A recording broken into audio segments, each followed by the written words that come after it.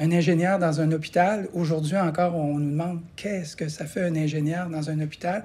Bien, il y a tellement de technologies aujourd'hui dans un hôpital et l'ingénieur biomédical, l'ingénieur en technologie de la santé peut contribuer de façon importante au développement de nouvelles technologies qui sont ensuite au chevet du patient, qui peuvent ensuite être utilisées pour mieux traiter le patient, mieux l'évaluer, mieux l'accompagner dans son programme de traitement.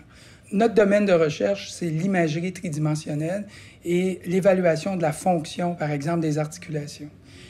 On est en mouvement, on est en 3 dimensions, on bouge en 3D et il nous faut des outils qui nous permettent d'avoir accès à l'information en 3D, d'une part, et en mouvement, d'autre part. On a des besoins constants. On a des besoins en personnel de très haut niveau, très qualifié, et on a surtout aussi besoin d'équipement. Et donner à la Fondation du CHUM, c'est s'assurer que le CHUM va pouvoir continuer à être à la fine pointe des soins parce qu'on va pouvoir aller chercher le personnel hautement qualifié d'une part pour répondre aux besoins cliniques et les technologies qui sont souvent très coûteuses à l'acquisition, mais qui vont permettre de sauver des sous, de sauver des budgets en traitement.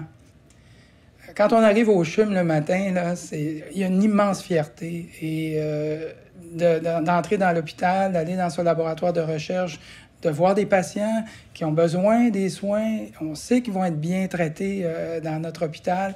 On sait qu'on est là aussi pour éventuellement, dans quelques années, améliorer leur traitement. Oui, on est fiers d'être au CHUM, on est fiers d'entrer au CHUM. Et je suis tatoué, même si je suis un ingénieur d'une école d'ingénieurs de l'ETS, je suis tatoué CHUM aussi. J'ai 2 tatous, je peux le dire. Donnons-nous le meilleur de la santé.